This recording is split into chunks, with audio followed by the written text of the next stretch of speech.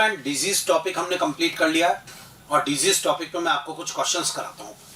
आप क्वेश्चन को देखना, वीडियो पॉज करना, आंसर लगाना, ऑप्शंस भी है। तो स्टार्ट करते हैं स्टूडेंट। ये देखिएगा, क्वेश्चन नंबर 1 आएगा टाइफाइड का लक्षण नहीं है, सर्वसाधारण लक्षण नहीं है। ये क्वेश्चन है, ये इसके ऑप्शन है, पढ़ो और आंसर लगाओ फटाफट। चलिए मैं सॉल्यूशन देता हूँ। टाइफाइड का लक्षण नहीं है। टाइफाइड आपको याद है, टाइफाइड में बहुत तेज ज्वर यानी बुखार रहता है। टाइफाइड में स्टूडेंट पेट में दर्द रहेगा, कब्ज रहेगी, कॉन्स्टिपेशन, ये सब टाइफाइड का लक्षण है। सिर दर्द होना, ये स्टार्ट भूख नहीं लगना, तो स्टार्ट कमजोरी आएगी, बिल्कुल आएगी। दुर्बलता, बहुत तेज बुखार, बिल्कुल आएगा साहब। और नहीं स्टूडेंट, होठ और उंगलियों का नीला बना रहना निमोनिया का लक्षण है, ऑक्सीजन की कमी से। जी हाँ, तो ये निमोनिया का लक्षण है, ये टाइफाइड का नहीं है। भूख की कमी ये भी होगा। तो इस क्वेश्चन का आंसर जाएगा थर्ड। आराम से हो गया होगा आपसे। डन, तैयार है हमारा पूरा टॉपिक। अगला देखिए स्टूडेंट, नेक्स्ट क्वेश्चन। टेबल को पढ़िए फटाफट, मैच द कॉलम का क्वेश्चन और जवाब लगाइए आंसर। वीडियो पॉज करके आंसर लगाइए। देखिए अब मैं सॉल्यूशन दे रहा हूं। कौन से बीमारी को, रोगाणु को उसके रोग के साथ मिलाया गया? Haemophilus influenzae, Entamoeba histolytica, Plasmodium, Wuchereria, Salmonella typhi. हम खुद ही बोल लेते हैं student. Haemophilus influenzae, I think pneumonia, हमने इसका निमोनिया का पढ़ा था। Entamoeba histolytica, I think amoebic पेचिस, अमीबियासिस।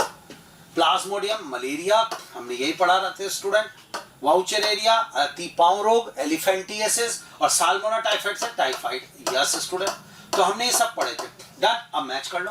तो इधर आपसे निमोनिया, टाइफाइड, अमीबियासिस, तो स्टार्ट। जैसे हिमोफिलस इन्फ्लुएंजा, निमोनिया, तो इसके साथ थर्ड आ जाएगा स्टूडेंट, ए के साथ थर्ड। एंटामीबा से अमीबियासिस, तो बी के साथ फिफ्थ आ जाएगा। प्लाज्मोडियम से मैलिग्नेंट अमीबिया, सी के साथ फर्स्ट आ जाएगा।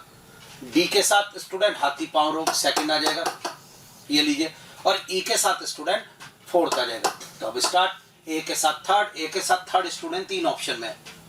श्योर, बी के साथ फिफ्थ, एक ही ऑप्शन में, तो आंसर फोर्थ जा रहा है। वैसे मैच करने के सही है। ए के साथ थर्ड, बी के साथ फिफ्थ, सी के साथ फर्स्ट, डी के साथ सेकंड, ई के साथ फोर्थ। क्वेश्चन का आंसर जाएगा स्टूडेंट फोर्थ। Got it? सही हुआ आपका। चलिए आगे देखते हैं एक और क्वेश्चन। निम्न में से वह बीमारी चुनिए जो दूषित जल और भोजन से संचरित होती है। आंसर लगाइए फटाफट देखकर। चलिए सॉल्यूशन दे रहा हूं। एस्केरियासिस, यस, दूषित जल और भोजन से होता है। फिलेरियासिस, नहीं, हाथी पांव रोग तो स्टूडेंट मच्छर के काटने से होता है, गलत हो गया ऑप्शन। मलेरिया, नहीं, मच्छर के काटने से होता है। मादा एनाफिलिस मच्छर के, आगे पढ़ने की जरूरत नहीं। Typhoid, yes. Amoebiasis, yes. Ascariasis, yes, इसमें तीनों बैठ गए स्टूडेंट। अगला फिलेरियासिस, नहीं, डेंगू भी नहीं, तो आंसर जाएगा थर्ड। क्वेश्चन का आंसर जाएगा स्टूडेंट थर्ड। ये तीनों रोग ऐसे हैं जो दूषित जल और भोजन से होते हैं। आगे बढ़ेंगे, नेक्स्ट क्वेश्चन स्टूडेंट। वायु जनित रोग छांटिए। ऑप्शन ये रहे, pneumonia, typhoid, AIDS, cancer, amoebiasis, ascariasis, pneumonia और सामान्य जुकाम। यस, आंसर लगा लिया होगा। निमोनिया तो सही है वायु जनित, लेकिन स्टूडेंट टाइफाइड नहीं है।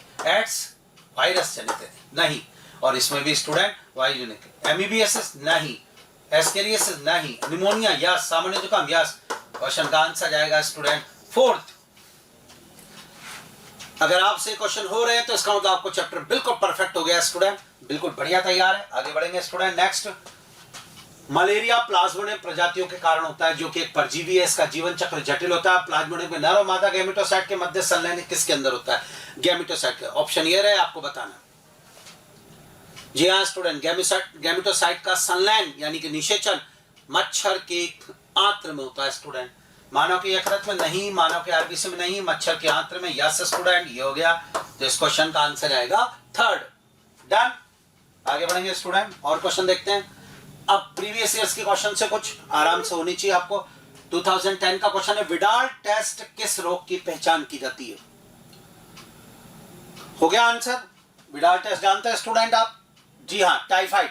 टाइफाइड विडाल टेस्ट के लिए होता है स्टूडेंट। जी हाँ, विडाल टेस्ट टाइफाइड के लिए कहते हैं, जो कि एक ब्लड टेस्ट है। अगला क्वेश्चन, AIPMT वापस 2010 का 2010 का क्वेश्चन है। मानव में दांत किस से पैदा होता है? दांत मतलब रिंगवर्म स्टूडेंट, डिजीज रिंगवर्म। बहुत सिंपल क्वेश्चन, लगा लेंगे आराम से। यस, फंजाई, कवक। कवक रिंगवर्म के लिए जिम्मेदार है, याद है स्टूडेंट? तो कवक से ये हो जाएगा।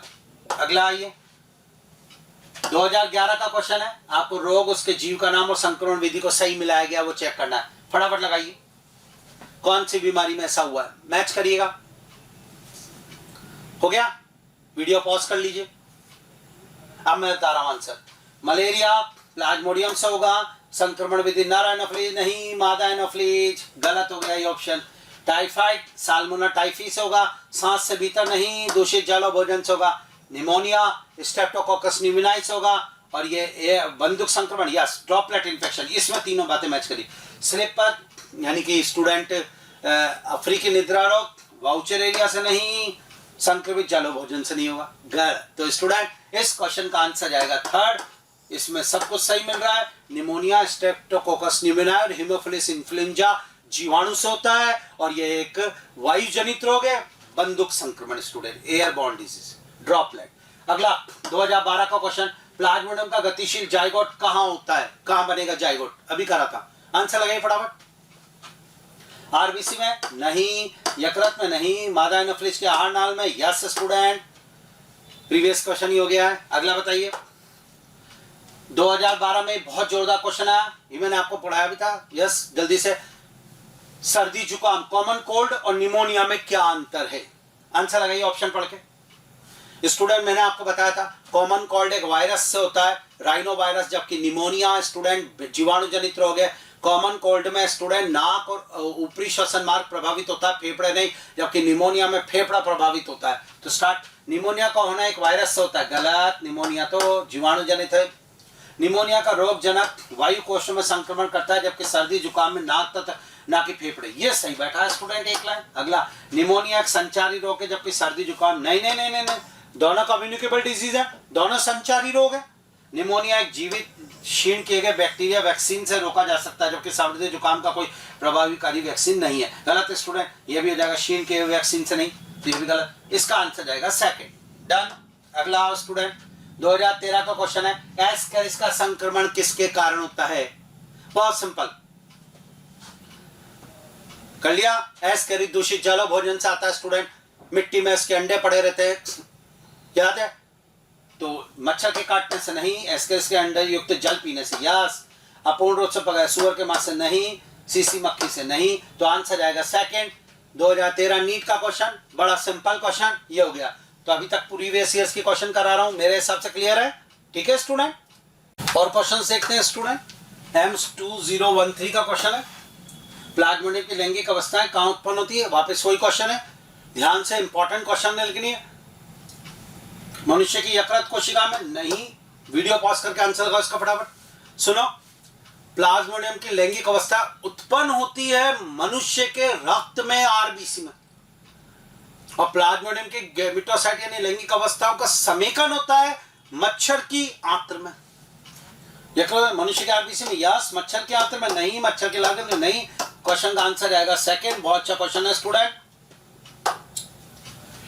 AIPMT 2015 का क्वेश्चन है, उस फुफ्फुसी रोग का नाम बताइए जिसमें कुपी के भित्ति क्षतिग्रस्त हो जाती है और गैसीय विनिमिक है कुछ बहुत अधिक कम हो जाता है। जी हाँ स्टूडेंट, ये ऐसे रोग का नाम बताना है जिसमें एल्वेलाई की वॉल डैमेज हो जाएगी स्टूडेंट। अस्थमा में नहीं, प्लूरिसी नहीं, एम्फाइसीमा, यस, निमोनिया में एल्वेलाई की वॉल डैमेज नहीं हुई स्टूडेंट। एम्फाइसीमा वो है जिसमें स्टूडेंट कुपी के सतह क्षेत्रफल बहुत कम हो जाता है। अगला, ये 2019 का क्वेश्चन है स्टूडेंट, आपको टाइफाइड के कारक का और उसके टेस्ट का मैच करना है, आराम से हो जाएगा, ऑप्शन पढ़ के कर लीजिए इसको। टाइफाइड जीवाणु जनित रोग साल्मोना टाइफी की वजह से होता है और इसके टेस्ट का नाम विडाल टेस्ट होता है। साल्मोना टाइफी एंथ्रोन टेस्ट गलत, साल्मोना टाइफी विडाल टेस्ट, ये हो गया आंसर, यही मिल गया आंसर सेकंड स्टूडेंट, वाइवेक्सोडिन। तो इस तरीके से स्टूडेंट हमने ये क्वेश्चंस करे और इनको तैयार कर लिया है, ठीक है। तो डिजीज के कुछ क्वेश्चंस कराने थे मुझे आपको, वो भी क्लियर हो गया। तो अर्जित प्रतिरक्षा, उपार्जित प्रतिरक्षा, इंग्लिश में एक्वायर्ड इम्यूनिटी, उसका एक जोरदार कैरेक्टर, मेमोरी सेल्स का होना, स्मृति कोशिका, जिसकी वजह से ऐसा हो रहा है। और अगर उस अर्जित प्रतिरक्षा में रेस्पॉन्स की बात की जाए तो दो प्रकार के रेस्पॉन्स होते हैं। इम्यून रेस्पॉन्स की अगर मैं बात करता हूं, एक बार और रिवीजन करा देता हूं। इम्यून रेस्पॉन्स की बात करता हूं अगर मैं, तो वो दो प्रकार के होते हैं स्टूडेंट। एक होता है प्राथमिक, प्राइमरी श्योर, जो कि धीमा होता है और तीव्रता भी कम होती है स्टूडेंट, प्राइमरी, और यह पहली बार रोग जनक के शरीर में प्रवेश करने पर उत्पन्न होता है। उसके बाद इसी प्राइमरी इम्यून रेस्पॉन्स के दौरान बन जाती है मेमोरी सेल्स और ये शरीर में संग्रहित हो जाती है। अब दोबारा वही रोगजनक जब शरीर में प्रवेश करता है तो इम्यून रेस्पॉन्स नंबर 2 प्रदर्शित। अर्जित प्रतिरक्षा दो प्रकार की होती है स्टूडेंट, एक होती है एक्टिव, एक होती है पैसिव, सक्रिय प्रतिरक्षा और निष्क्रिय प्रतिरक्षा। अब एक्टिव क्या होती है, जरा ध्यान से सुनना। सक्रिय प्रतिरक्षा उसे कहते हैं जिसमें हमारा शरीर सक्रिय रूप से एंटीबॉडी का उत्पादन करे। जी हाँ, सक्रिय प्रतिरक्षा उसे कहते हैं जिसमें शरीर सक्रिय रूप से एंटीबॉडी का प्रतिरक्षियों का उत्पादन करता है। और निष्क्रिय प्रतिरक्षा उसे कहते हैं स्टूडेंट जिसमें कि शरीर एंटीबॉडी का उत्पादन नहीं करता, उसे बाहर से ही रेडीमेड एंटीबॉडी प्रवेश कराई जाए। जी हाँ स्टूडेंट, तो आइए स्टार्ट करते हैं अब हम हमारा टॉपिक जिसका नाम है प्रतिरक्षा, अर्जित प्रतिरक्षा के प्रकार, और वो है दो प्रकार की। उपार्जित प्रतिरक्षा दो प्रकार की होती है, सक्रिय उपार्जित प्रतिरक्षा, निष्क्रिय उपार्जित प्रतिरक्षा। इंग्लिश में active acquired immunity, passive acquired immunity. Done. अब आइए स्टूडेंट, जोरदार पॉइंट आपको बताऊंगा। सक्रिय उपार्जित प्रतिरक्षा में शरीर खुद उत्पादन करता है एंटीबॉडी का, ये होता है स्टूडेंट जोरदार पॉइंट। देखिएगा, जब एंटीजन का सामना करता है शरीर तो शरीर में प्रतिरक्षी पैदा होते हैं स्टूडेंट। जी हां, शरीर में एंटीबॉडी का उत्पादन हो उसे कहते हैं सक्रिय उपार्जित प्रतिरक्षा। अब वो रोगाणु मृत अवस्था में जाए, प्राकृतिक रूप से प्रवेश करे, पर शरीर में जब रोगजनक अंदर जाएगा तो शरीर उसके खिलाफ एंटीबॉडी का उत्पादन करे तो सक्रिय उपार्जित प्रतिरक्षा कहलाएगी। डन।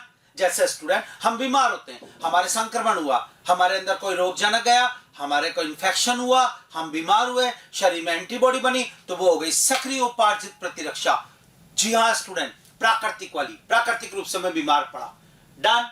ये देखिएगा स्टार्ट। इस प्रकार की प्रतिरक्षा सक्रिय प्रतिरक्षा कहलाती है जिसमें हमारा शरीर ही एंटीबॉडी का उत्पादन करे। सक्रिय प्रतिरक्षा धीमी होती है स्टूडेंट। जी हाँ, धीमी होती है क्योंकि इसमें शरीर को एंटीबॉडी बनाने में समय लग जाता है।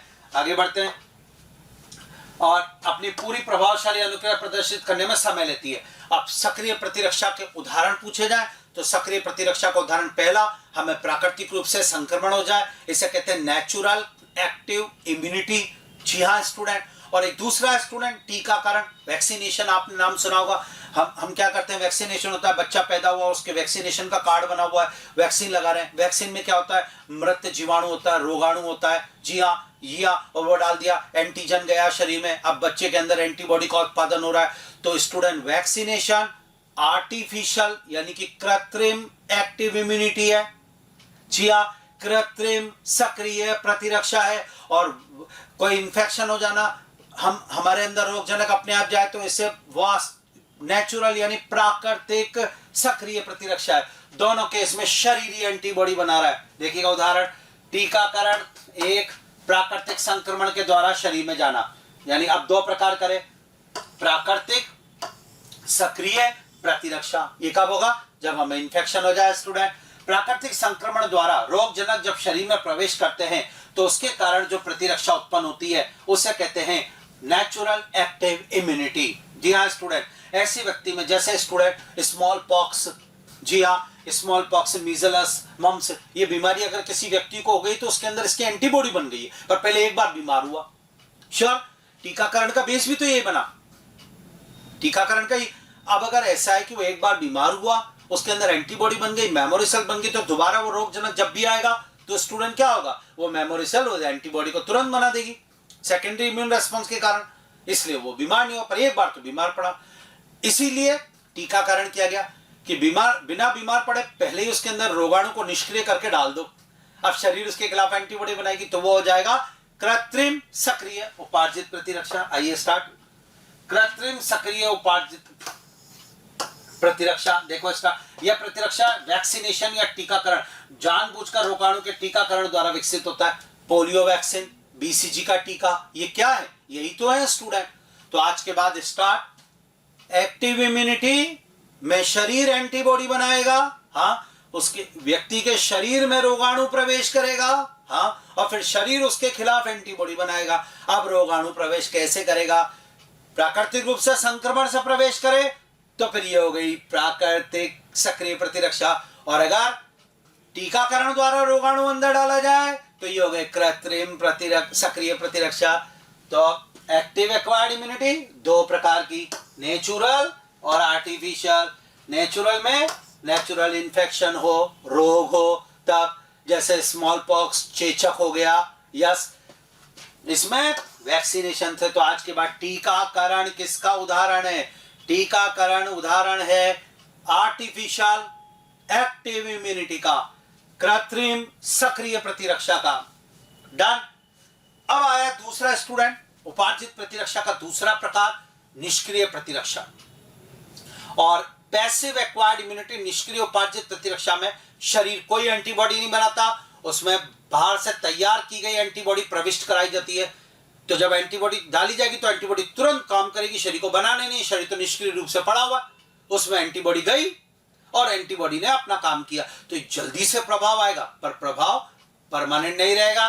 जी हाँ, जब भी रोगाणु आएगा आपको हर बार एंटीबॉडी डालनी पड़ेगी, दीर्घकालिक प्रमाण नहीं होगा लेकिन शीघ्र होगा। तो पैसिव इम्यूनिटी। स्टार्ट। निष्क्रिय प्रतिरक्षा, जब शरीर की रक्षा के लिए बने बनाए एंटीबॉडी, रेडीमेड एंटीबॉडी सीधे ही शरीर को दिए जाते हैं, तो इसे निष्क्रिय प्रतिरक्षा कहते हैं। इसमें शरीर एंटीबॉडी नहीं बनाता है, डबल स्टार, इसमें शरीर एंटीबॉडी नहीं बनाता है, रेडीमेड एंटीबॉडी शरीर में प्रविष्ट कराए जाते हैं, इसलिए इसका प्रभाव शीघ्र आता है लेकिन वो प्रभाव दीर्घकालिक नहीं होता है, इसमें शीघ्र और तुरंत आराम होता है। जी हाँ स्टूडेंट, जैसे इंजेक्शन। नहीं आई बात समझ? आज मान लीजिए चोट लग गई, बीमारी हो गई, तो डॉक्टर के पास गए, डॉक्टर ने कहा इंजेक्शन लिख देता हूं। तो जो इंजेक्शन होता है स्टूडेंट, हमारे चोट लग जाती है, कहते नहीं हम एंटी टिटनस सीरम लगा दो, ठीक, घाव लगी, कट लग गया, चोट लग गई, तो ATS anti tetanus serum doctor लगा देता है ताकि कोई दिक्कत नहीं हो। डिप्थीरिया के इंजेक्शन लगे, बीमार हुए, हमारे गला खराब है, डॉक्टर के पास, डॉक्टर ने कहा ये 4 इंजेक्शन लगे। इंजेक्शन जो लगते हैं उन इंजेक्शन में रेडीमेड एंटीबॉडी होती है, और टीका जो होता है वैक्सीन, उसमें रोगजनक होता है और उसमें एंटीबॉडी नहीं होती है, वो अंदर जाके एंटीबॉडी बनवाता है। तो टीकाकरण सक्रिय प्रतिरक्षा का उदाहरण है और इंजेक्शन निष्क्रिय प्रतिरक्षा का उदाहरण है। हाँ, हम जो गोलियां खाते हैं वो एंटीबॉडी, ये लो रेडीमेड एंटीबॉडी, जैसे मैं आपको बताऊं, जिसमें शरीर नहीं बना रहा। अब इसमें भी दो प्रकार, जैसे एक बार गर्भावस्था में जब बच्चा मां के गर्भाशय में है तो प्लेसेंटा से मां के द्वारा उसमें कुछ एंटीबॉडी जाती है, आईजीजी।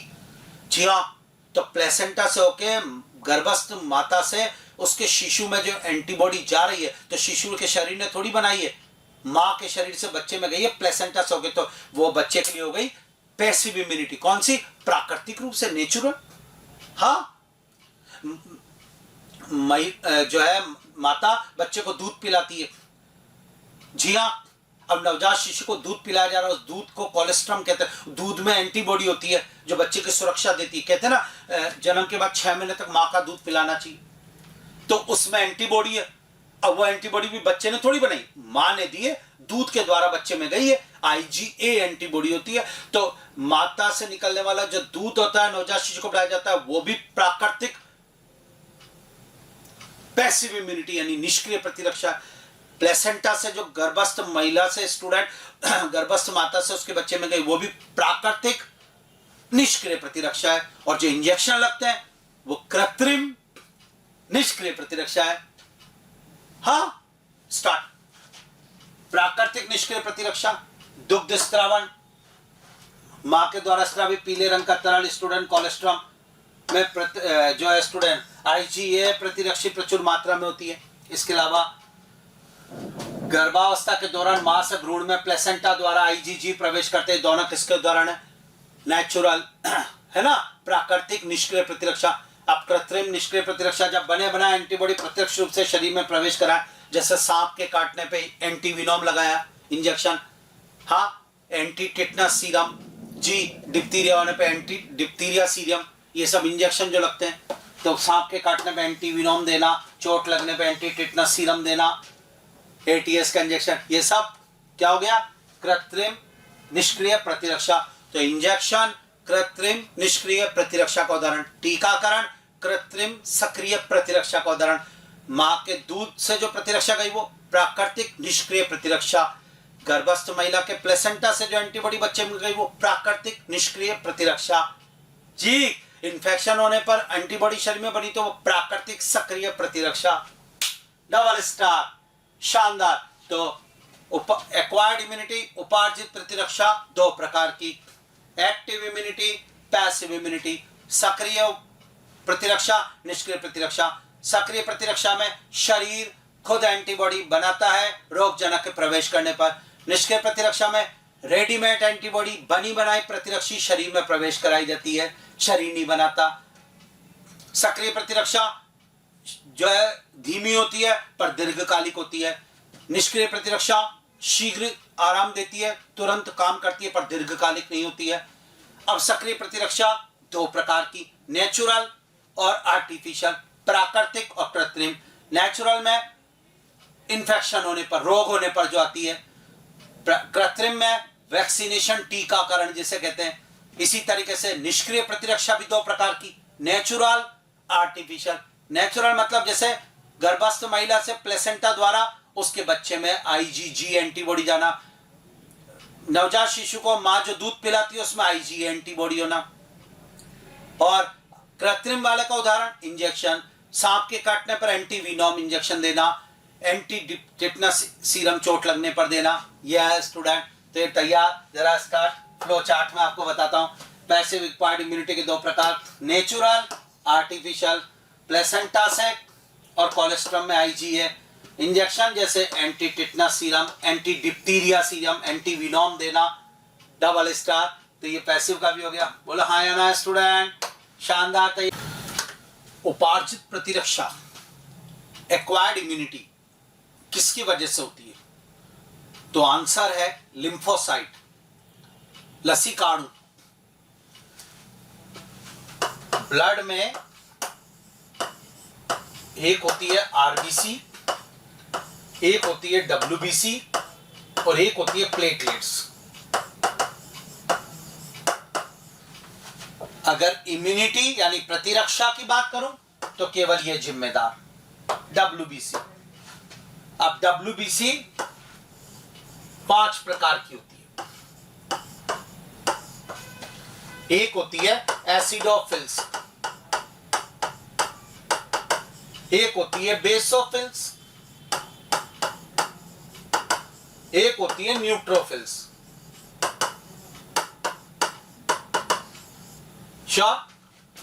एक होती है लिम्फोसाइट।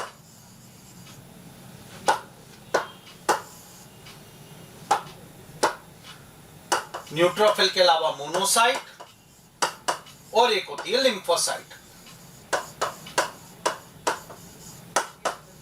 डन मानू? प्रतिरक्षा के लिए डब्ल्यूबीसी 5 प्रकार की, उनमें से अब डबल स्टार इंपॉर्टेंट पॉइंट की बात करूंगा अगर, तो स्टूडेंट्स न्यूट्रोफिल और मोनोसाइट जो होती है ये सहज प्रतिरक्षा, इन्नेट इम्यूनिटी। और उसमें भी कौन सा? शायद कोशिकीय अवरोध। बोलिए हाँ या ना, रिवीजन करा रहा हूं। अब बचती है लिम्फोसाइट, एक वर्ड। और लिम्फोसाइट होती है स्टूडेंट अर्जित प्रतिरक्षा,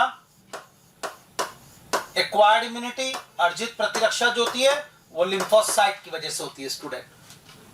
लिम्फोसाइट सबसे छोटी डब्ल्यूबीसी है, सबसे बड़ी डब्ल्यूबीसी मोनोसाइट है, सबसे ज्यादा मिलने वाली डब्ल्यूबीसी न्यूट्रोफिल है।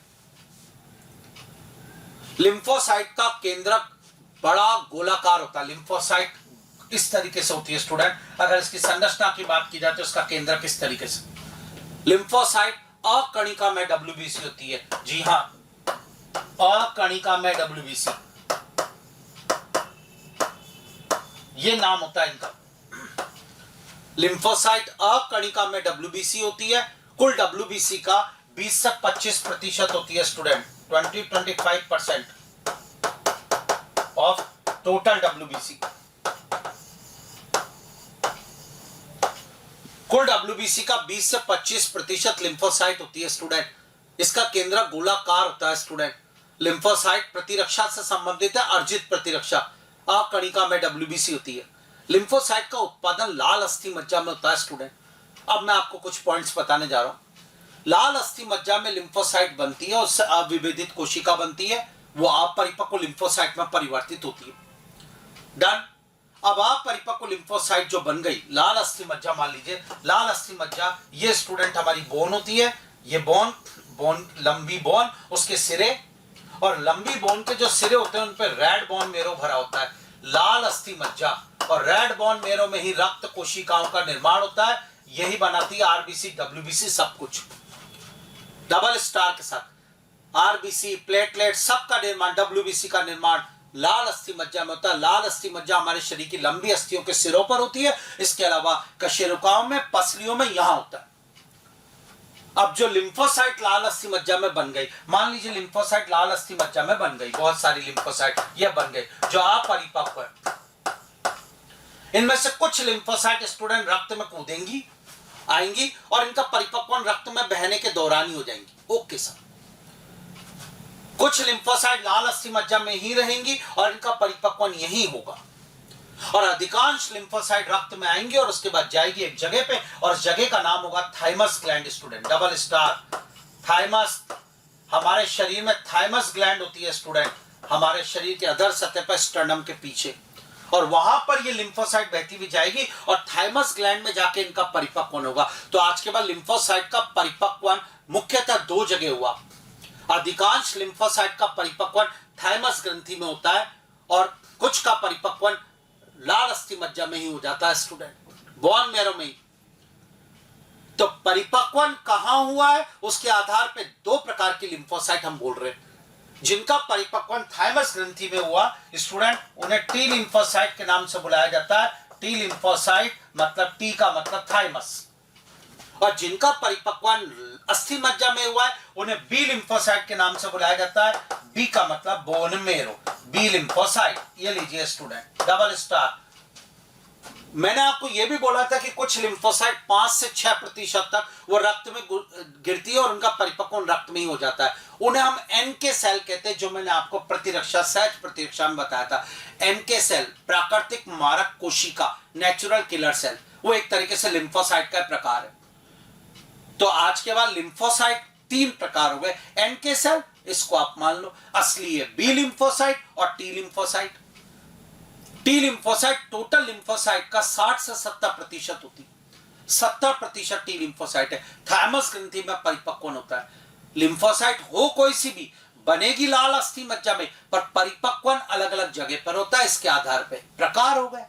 अगर परिपक्वन थाइमस ग्रंथि में हो रहा है तो टी लिम्फोसाइट, अगर परिपक्वन अस्थि मज्जा में हो रहा है तो बी लिम्फोसाइट। डन।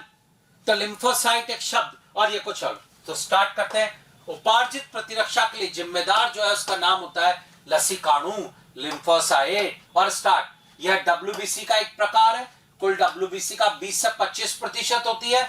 सबसे छोटी डब्ल्यूबीसी है। इसका केंद्रक बड़ा और गोलाकार है। लिम्फोसाइट का लाल अस्थि मज्जा में बनती है। यह अकणिका में डब्ल्यूबीसी है।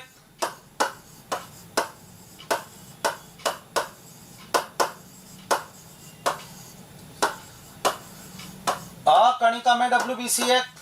जोरदार, ये तैयार। अब लिम्फोसाइट का कैसे परिपक्वन और वो सब होता है देखे। लाल अस्थि मज्जा, उसमें अविभेदित कोशिका, उससे अपरिपक्व लिम्फोसाइट बनी। ओके साहब। अब परिपक्वन कहां होगा। कुछ रक्त में परिपक्व हो जाती है, नाम पड़ता है एनके सेल्स, टोटल 5 से 7%। कुछ अस्थि मज्जा में ही रहती है और वहीं परिपक्व हो जाती है, नाम पड़ता है बी लिम्फोसाइट, टोटल 20 से 30%। कुछ थाइमस और अधिकांश थाइमस ग्रंथि में रक्त द्वारा चली जाती है और फिर वहां परिपक्वन होता है, नाम पड़ता है टी लिम्फोसाइट, 60 से 70%। तो बी लिम्फोसाइट, टी लिम्फोसाइट और एनके सेल। अर्जित प्रतिरक्षा के लिए बी लिम्फोसाइट और टी लिम्फोसाइट। एनके सेल तो सहज प्रतिरक्षा में आएगी, कोशिकीय अवरोध में। डन। श्योर। अब बी और टी लिम्फोसाइट के बारे में बात करनी। टी लिम्फोसाइट शुरू से बात करते हैं।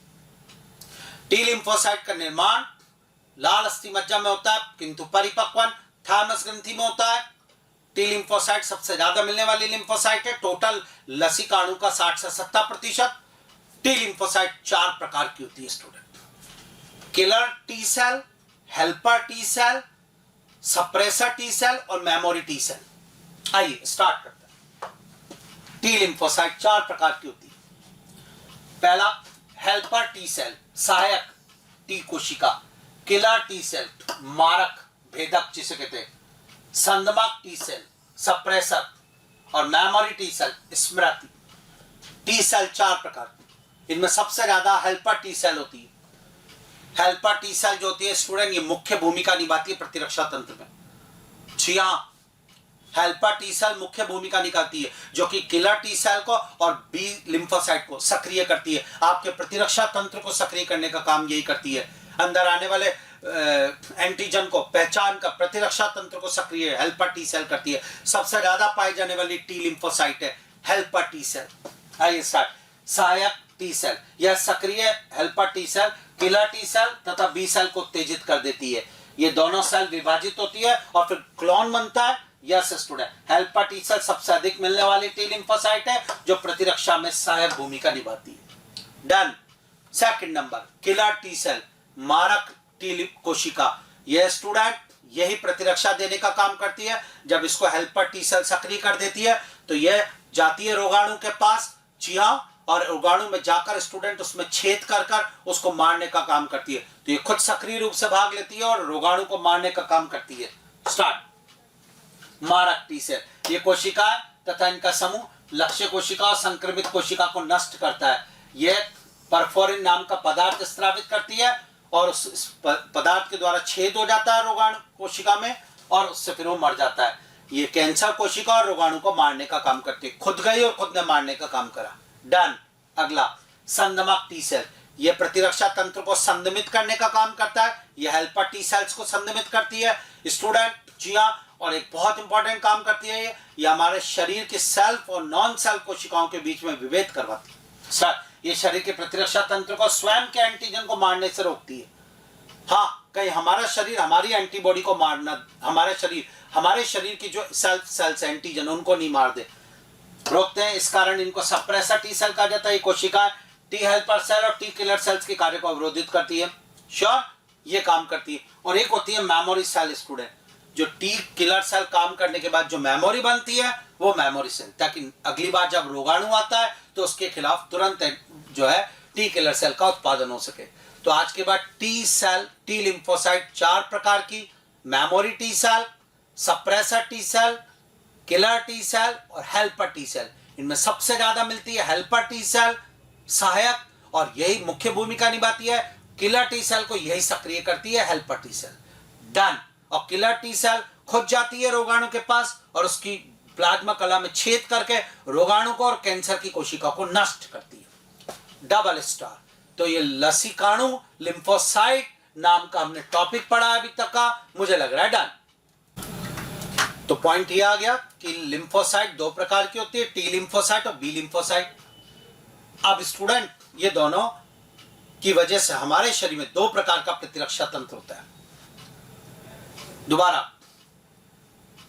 टी लिम्फोसाइट के कारण शरीर को जो प्रतिरक्षा मिलती होती है कहते हैं सेल मीडिएटेड इम्यूनिटी, कोशिका मध्यस्थ प्रतिरक्षा, जो कि टी लिम्फोसाइट में किलर यानी मारक टी सेल जाती है और खुद मारने का काम करती है, इसलिए उसे बोलते हैं कोशिका मध्यस्थ प्रतिरक्षा। और बी लिम्फोसाइट के कारण जो प्रतिरक्षा शरीर को मिलती है उसे कहते हैं तरल प्रतिरक्षा या antibody mediated immunity. Yes student, प्रतिरक्षी मध्यस्थता। अब आप कहेंगे ऐसा क्यों? जो स्टार्ट करता हूं स्टूडेंट, पहले तो मैंने आपको कहा था मेमोरी टी सेल, इन कोशिकाओं का निर्माण सक्रिय टी सेल से होता है और ये लसिका ऊतक में उपस्थित रहती है। ये ना तो योगजनक को मारती ना ही प्रतिरक्षा बनाती है, ये तो बस स्टोर रहती है वहां। अब अगली बार जब रोगजनक आएगा तब काम करेंगे। डन। अब आइए, प्रतिरक्षा तंत्र 2 प्रकार का होता है लिम्फोसाइट के आधार पर। पहला, कोशिका आधारित प्रतिरक्षी तंत्र, सेल मीडिएटेड इम्यूनिटी CMI। जी हाँ स्टूडेंट, सेलुलर इम्यूनिटी। और ये किसकी वजह से होगी? टी लिम्फोसाइट की वजह से होगी। ये लो, क्योंकि लिम्फोसाइट 2 प्रकार की, इसलिए शरीर में प्रतिरक्षा 2 प्रकार की। सेलुलर इम्यूनिटी कोशिकीय प्रतिरक्षा, जिसमें कि जो टी लिम्फोसाइट के कारण होगी, और दूसरी सब प्रतिरक्षी आधारित प्रतिरक्षा एंटीबॉडी मीडिएटेड इम्यूनिटी, जिसे तरल प्रतिरक्षा भी कहते हैं, और ये बी लिम्फोसाइट के कारण होगी।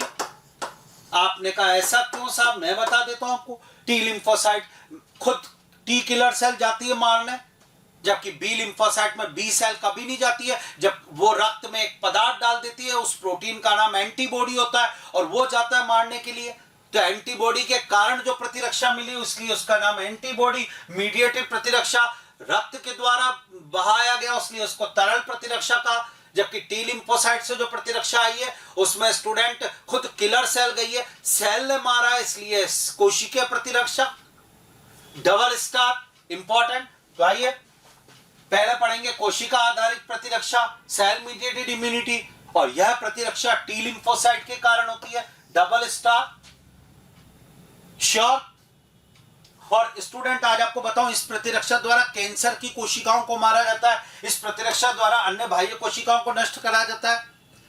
अब एक इंपॉर्टेंट बात बताता हूं आपको, हमारे शरीर में कोई अंग अगर खराब हो जाता है, कार्य नहीं कर पा रहा है, तो डॉक्टर उसको हटा के उसको रिप्लेस करता है। आपने नाम सुना होगा ऑर्गन ट्रांसप्लांटेशन, अंग प्रत्यारोपण। हाँ या ना?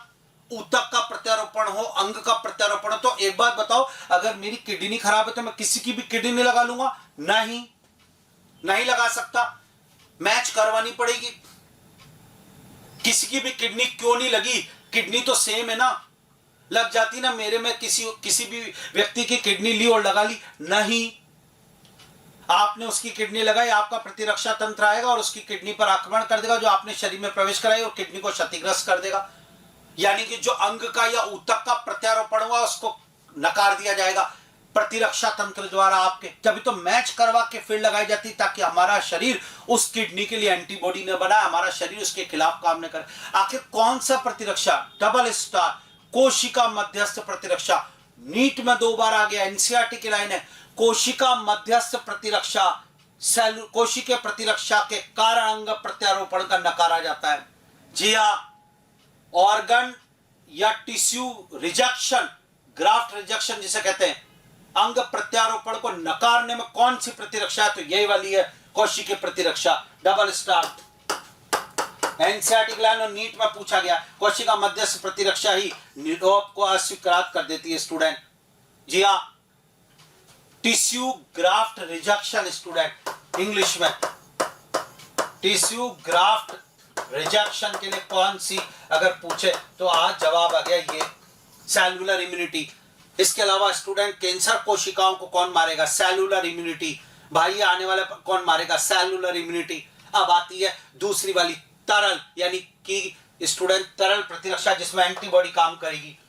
प्रतिरक्षी आधारित प्रतिरक्षा तंत्र, इसमें स्टूडेंट बी लिम्फोसाइट का योगदान होता है। बी लिम्फोसाइट विभाजन करके प्लाज्मा कोशिका बनाती है, और प्लाज्मा कोशिकाएं एक विशेष प्रोटीन डालती है जिसका नाम एंटीबॉडी होता है, प्रतिरक्षी, और वो रक्त द्वारा बहता हुआ जाता है, वो फिर मारता है एंटीबॉडी स्टूडेंट। जी हाँ, यह बी लिम्फोसाइट द्वारा स्रावित एंटीबॉडी पर आधारित होती है। डबल स्टार रोगजनक की अनुक्रिया में बी लिम्फोसाइट हमारे रक्त में प्रोटीन की सेना उत्पन्न करते हैं ताकि वो रोगजनक से लड़ सके। प्रोटीन की ये सेना एंटीबॉडीज कहलाती है। जी हाँ, एंटीबॉडीज प्रतिरक्षी एंटीबॉडी। ये लीजिए स्टूडेंट, ह्यूमरल प्रतिरक्षा बाहरी बैक्टीरिया वायरस से सुरक्षा प्रदान करते हैं। इसके अलावा श्वसन और आंत्र माध्यम से आने वाले जो संक्रमित करते हैं, हमारे श्वसन मार्ग और हमारे आंत्र के द्वारा जो खाने से जो बैक्टीरिया वायरस आते हैं उनको मारने का काम ये करती है। पर कैंसर कोशिका और बाकी को मारने का काम कोशिकीय प्रतिरक्षा करती है। तो प्रतिरक्षा 2 प्रकार की, कोशिकीय प्रतिरक्षा, तरल प्रतिरक्षा यानी student CMI cellular mediated immunity और AMI एंटीबॉडी मीडिएटेड इम्यूनिटी। ये टी लिम्फोसाइट के कारण, ये बी लिम्फोसाइट के कारण, डबल स्टार के साथ इंपॉर्टेंट। बोलो हाँ या ना यार, जोरदार तैयारी करनी है, मजा आ जाना चाहिए मुझे। हाँ या ना? शानदार तैयार। और ग्राफ्ट रिजेक्शन यानी कि अंग प्रत्यारोपित अंग का नकारा किसने? तो सेलुलर इम्यूनिटी। डन? यहां तक का तैयार है स्टूडेंट? यस स्टूडेंट्स, तो हमने इम्यूनिटी में इननेट इम्यूनिटी कंप्लीट कर दिया, उसके चारों बैरियर वो कंप्लीट हो गए। इसके अलावा एक्वायर्ड इम्यूनिटी, और एक्वायर्ड इम्यूनिटी के अंदर उसके कैरेक्टर्स कंप्लीट हो गए। और फिर एक्वायर्ड इम्यूनिटी के जो प्रकार हैं जैसे कि सक्रिय और निष्क्रिय प्रतिरक्षा, वो भी हमने कंप्लीट कर दिया। डन है? आइए मैं आपको कुछ वर्ड देता हूं, आप उन वर्ड को अपनी कॉपी में लिखकर उनके सामने वो किस इम्यूनिटी में आएंगे वो आपको बताना पड़ेगा।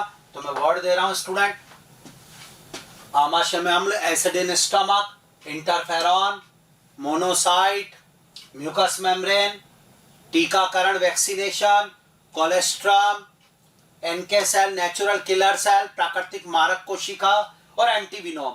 अब आपको इनके सामने लिखना है स्टूडेंट कि ये किस इम्यूनिटी का भाग है, कौन सी प्रतिरक्षा है, कौन सा बैरियर है, ये आपको बताना पड़ेगा। तो वीडियो को पॉज करो, इनके सामने इनके फटाफट पहले इनके नाम लिखो इधर और इसी कल्टू करके इनके बारे में लिखो कौन सी इम्यूनिटी। वीडियो पॉज कर लो। चलिए स्टूडेंट, अब मैं इसका सॉल्यूशन दे रहा हूं आपको, आपने लिख लिया होगा। मैच करते हैं जरा, स्टार्ट। सबसे पहला स्टूडेंट हमारे पास आया एसिड इन स्टमक स्टूडेंट, और मैं आपको बताने जा रहा हूं। Yes start. आई थिंक ये इन्नेट इम्यूनिटी है, सहज प्रतिरक्षा, और उसमें भी कायिकीय अवरोधक यानी कि फिजियोलॉजिकल बैरियर स्टूडेंट। तो फिजियोलॉजिकल बैरियर के नाम से इसको बोला जाएगा, फिजियोलॉजिकल बैरियर। ओके, तो ये हमारे पास पहला क्लियर हुआ। आप मैच कर लें अपना आंसर, ये क्या। दूसरा ये इंटरफेरॉन, ये भी सहज प्रतिरक्षा है, और उसके अंदर मुझे ऐसा लगता है साइटोकाइनिन बैरियर।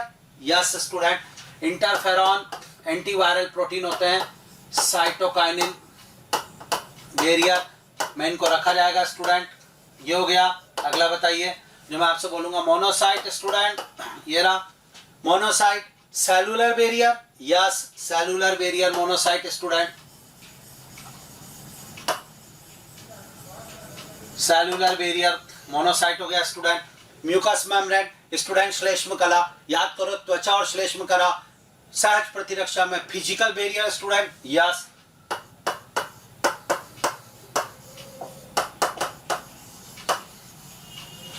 Physical barrier. अगला स्टूडेंट टीकाकरण वैक्सीनेशन, एक्वायर्ड इम्यूनिटी है, हाई है ना, उसमें भी स्टूडेंट सक्रिय। यस, मुझे पूरा याद कराना है, तो कृत्रिम सक्रिय प्रतिरक्षा आर्टिफिशियल। यस स्टूडेंट, कृत्रिम आर्टिफिशियल जिसे कहते हैं एक्टिव इम्यूनिटी, सक्रिय प्रतिरक्षा। डन। अगला बताओ student, colostrum. Colostrum student passive immunity है, निष्क्रिय प्रतिरक्षा, शरीर इसमें एंटीबॉडी नहीं बनाता, माँ का दूध में जो आईजी है एंटीबॉडी है वो जाती है। जरा मुझे बताना है कौन सी है, पैसिव, वो भी नेचुरल। यस, नेचुरल यानी कि प्राकृतिक, निष्क्रिय प्रतिरक्षा, पैसिव इम्यूनिटी। और बता student, NK cell. NK cell क्या है स्टूडेंट, नेचुरल किलर सेल, और ये किसमें इंक्लूड करेंगे हम, NK cell. NK cell include करेंगे हम लोग स्टूडेंट। यस, बैरियर में कौन सा, सेलुलर बैरियर, सेलुलर बैरियर। चलो साहब, डन हुआ। अगला बताओ, एंटीविनोम। एंटीविनोम स्टूडेंट, सांप के काटने पे जो इंजेक्शन दिया जाता है और वो हो जाएगा आर्टिफिशियल पैसिव इम्यूनिटी। यस, कृत्रिम आर्टिफिशियल पैसिव इम्यूनिटी स्टूडेंट, ये लीजिए। तो ये सारे हो गए। आज के बाद कोई भी वर्ड दें आपको और आप बता सकते हो वो किस प्रतिरक्षा में इंक्लूड है। तो प्रतिरक्षा दो प्रकार की थी, सहज प्रतिरक्षा और अर्जित प्रतिरक्षा। उनमें वर्ड आए थे और उनका उदाहरण आपको तैयार। Done, clear student. तो मुझे लग रहा है पूरा परफेक्ट हो गया आपका। Okay student, yes student. तो इस चैप्टर में डिजीज टॉपिक कंप्लीट हो गया अच्छी तरीके से।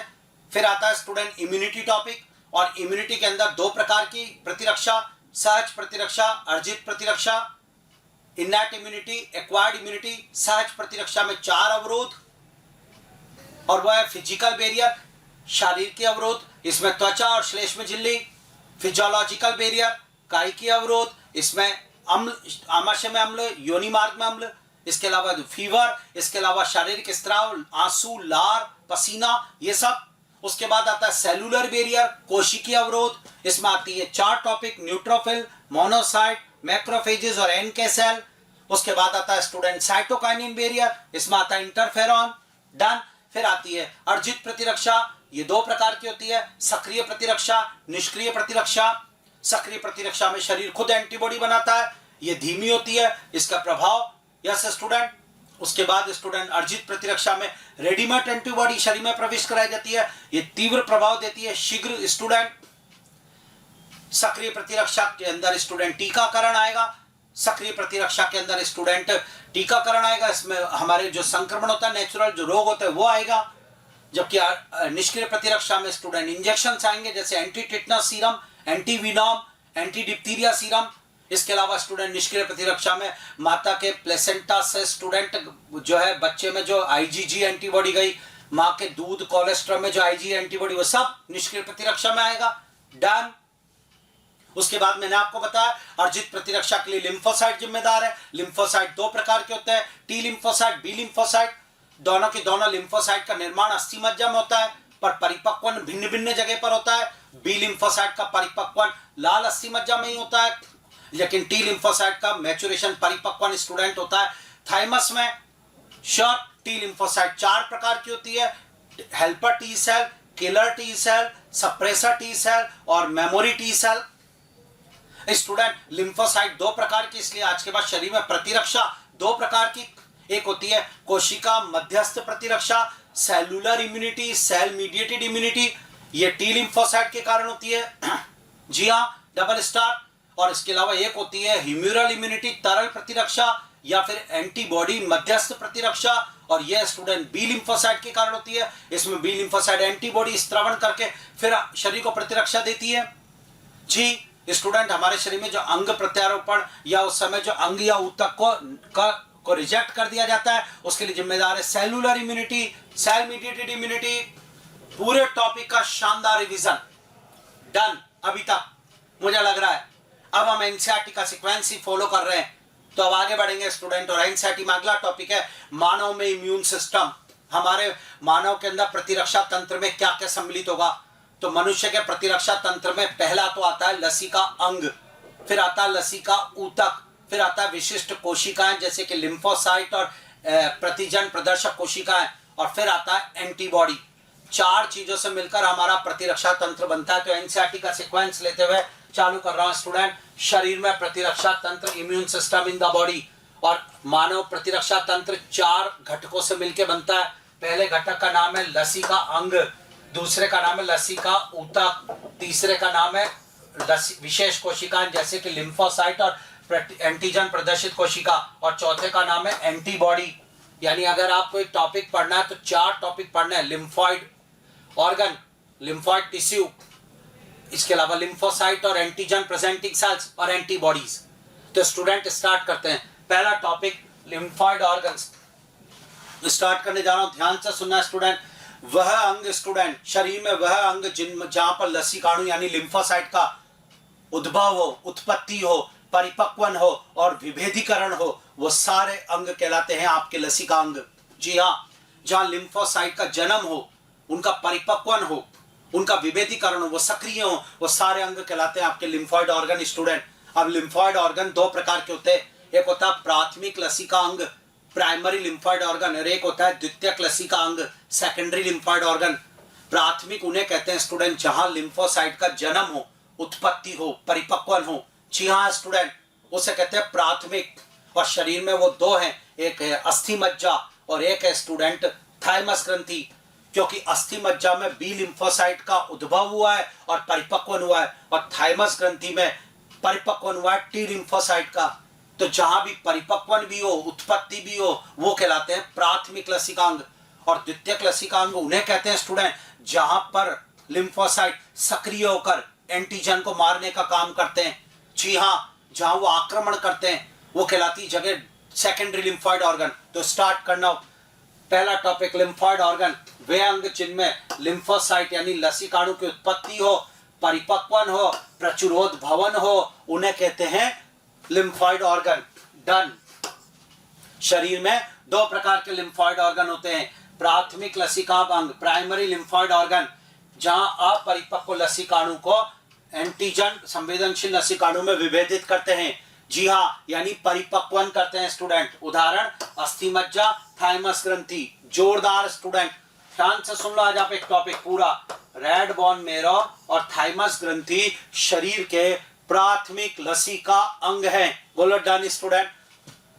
नहीं आया समझ में? एक बार और, लाल अस्थि मज्जा और थाइमस ग्रंथि शरीर के प्राथमिक लसिका अंग है। अब आगे बढ़ना चाहूंगा स्टूडेंट। नेक्स्ट, अस्थि मज्जा मुख्य लसिका अंग है, यहाँ पर लसिकाणुओं का निर्माण होता है और बी लसिकाणु का, बी लिम्फोसाइट का परिपक्वन भी होता है। सारे लसिकाणु बनते लाल अस्थि मज्जा में और बी लिम्फोसाइट का तो परिपक्वन भी लाल अस्थि मज्जा में होता है, जबकि थाइमस ग्रंथि में केवल टी लिम्फोसाइट का परिपक्वन होता है। थाइमस ग्रंथि हमारे शरीर में अधर सतह पर स्टर्नम नाम की हड्डी के पीछे रखी होती है, हृदय के ऊपर। जी हाँ स्टूडेंट, थाइमस ग्रंथि पिंड की एक ग्रंथि होती है जी। इससे थाइमोसिन नाम का हार्मोन निकलता है स्टूडेंट जी। और थाइमस ग्रंथि प्रतिरक्षा तंत्र से संबंधित है। जब स्टूडेंट उम्र बढ़ती जाती है तो थाइमस ग्रंथि का आकार में घटोत्तरी होती जाती है, डबल स्टार। तो देखिएगा, थाइमस एक पिंडित अंग है जो हृदय के पास उरोस्थि के नीचे स्थित होता है, स्टर्नम जी। जन्म के समय थाइमस ग्रंथि काफी बड़ी होती है, उम्र बढ़ने के साथ इसका आकार घटता जाता है। ओके, आने पर ही बहुत छोटे आकार की रह जाती है। वाह स्टूडेंट, जोरदार, ये तैयार। थाइमस ग्रंथि में टी लिम्फोसाइट का परिपक्वन होता है। थाइमस ग्रंथि से थाइमोसिन नाम का हार्मोन स्रावित होता है, थाइमोसिन हार्मोन। ये लीजिए, थाइमस ग्रंथि शरीर के प्रतिरक्षा तंत्र से संबंधित है। थाइमस ग्रंथि का आकार उम्र बढ़ने पे घटता जाता है। थाइमस ग्रंथि शरीर के अधर सतह पर स्टर्नम के पीछे स्थित होती है। जोरदार। थाइमस ग्रंथि प्राथमिक लसिका अंग है। अस्थि मज्जा प्राथमिक लसिका अंग है। क्लियर? अस्थि मज्जा और थाइमस दोनों ही टी लसिकाणु के परिवर्धन और परिपक्वन के लिए सूक्ष्म पर्यावरण मुहैया कराते हैं। जी हाँ, तो पहला topic primary lymphoid organ done हुआ। अब आओ दूसरे टॉपिक पर, सेकेंडरी लिम्फॉइड ऑर्गन। ये वो जगह होती है जहां पर लसिकाणु कार्य करते हैं स्टूडेंट और एंटीजन को मारने का काम करते हैं। सेकेंडरी लिम्फॉइड ऑर्गन ये ऐसे स्थान है जहां लसिकाणु की प्रतिजन के साथ क्रिया होती है और बाद में प्रचुर संख्या में उत्पन्न होकर प्रभावी कोशिकाएं बन जाती है। जी हाँ, एक बार और बोलना चाहूंगा स्टूडेंट, सेकेंडरी लिम्फॉइड ऑर्गन ये वो जगह है स्टूडेंट जहां पर लसिकाणु जो है स्टूडेंट क्रियाशील होते हैं, एंटीजन के साथ क्रिया करते हैं। इसे कहते हैं स्टूडेंट सेकेंडरी लिम्फॉइड ऑर्गन। और एग्जाम्पल के तौर पर अगर मैं बात करता हूं, आज ध्यान से सुनना जो मैं बोल रहा हूं। एग्जाम्पल, शरीर में लसिका अंग जितने भी हैं स्टूडेंट, लिम्फ नोड, लसिका पर्व 1, आपने नाम सुना है स्प्लेन 2, टॉन्सिल्स, गले में टॉन्सिल्स मिलते हैं स्टूडेंट 3, आपने नाम सुना कभी आर्नाल में एक स्ट्रक्चर होती है अपेंडिक्स, जी हाँ, परिशेषिका 4, छोटी आंत में विशेष प्रकार की रचना होती है पेयर्स पेचिस 5। ये वह एग्जाम्पल है जो सेकेंडरी लिम्फॉइड ऑर्गन है जहां लसिकाणु संग्रहित रहते हैं। प्राइमरी लिम्फॉइड ऑर्गन से परिपक्व होने के बाद लसिकाणु इन स्थानों पर आ जाते हैं और फिर यहीं पर ही एंटीजन को मारते हैं स्टूडेंट, डबल स्टार।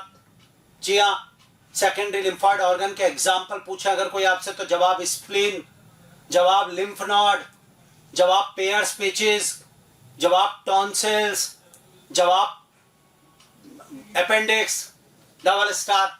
स्टूडेंट उदाहरण, स्प्लेन, लसिका ग्रंथियां, टॉन्सिल्स, पेयर्स पेचिस, अपेंडिक्स। या स्टूडेंट कुछ समझ में आ रहा है आपको जो मैं बोल रहा हूं? क्लियर? अब सुनना है स्टूडेंट, परिपक्वन के बाद लसिकाणु द्वितीयक लसिका अंग में आ जाते हैं। वाह, ये तैयार हुआ। क्लियर?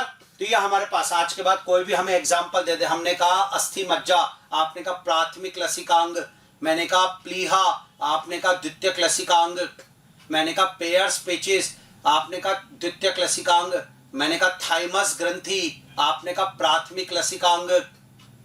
डन। मैंने कहा अपेंडिक्स, आपने कहा द्वितीयक लसिकांग, लसिका ग्रंथियां, लिम्फ नोड्स, लसिका पर्व, मैंने कहा द्वितीयक लसिकांग। स्टूडेंट स्प्लेन, आमाशय के पास स्थित एक लाल रंग की रचना होती है।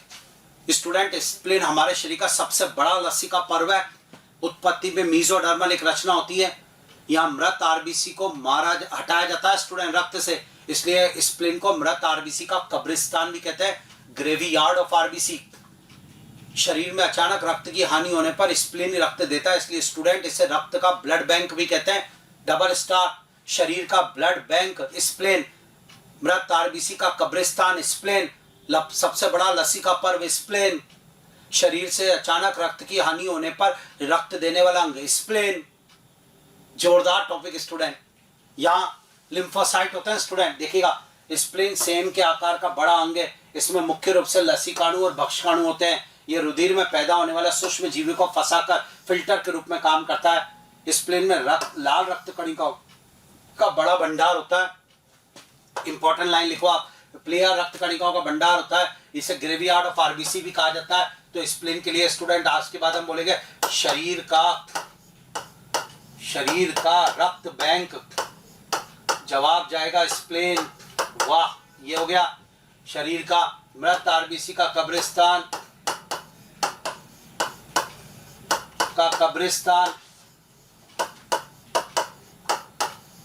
जवाब जाएगा स्प्लेन। शरीर का सबसे बड़ा लसीका पर्व, जवाब जाएगा स्प्लेन। यहां आरबीसी को फंसा लिया जाता है स्टूडेंट। समझ में आ रही है मेरी कुछ बातें आपको? तो स्प्लेन के बारे में बात कर रहे हैं जो कि द्वितीयक लसीका अंग है। श्योर, स्प्लेन में बड़े बड़े रक्त पात्र होते हैं। स्टूडेंट नॉलेज देना चाहूंगा आपको, उन रक्त पात्रों को आज के बाद क्या नाम देना वो आपको बता रहा हूं। ध्यान से सुनना मैं जो बोल रहा हूं। आज अगर कोई आपसे मैं थोड़ा बहुत इंग्लिश में लिखूंगा और तैयार। लार्जेस्ट लिम्फ नोड, ये लीजिए एक क्वेश्चन। उसके बाद अगला क्वेश्चन आएगा ब्लड बैंक ऑफ बॉडी, ये लीजिए नीट के इंपॉर्टेंट क्वेश्चन आज आपको दे रहा हूं। ब्लड बैंक ऑफ बॉडी, ये एक क्वेश्चन आएगा। ग्रेवयार्ड ऑफ आरबीसी, मृत आरबीसी का कब्रिस्तान, एक क्वेश्चन।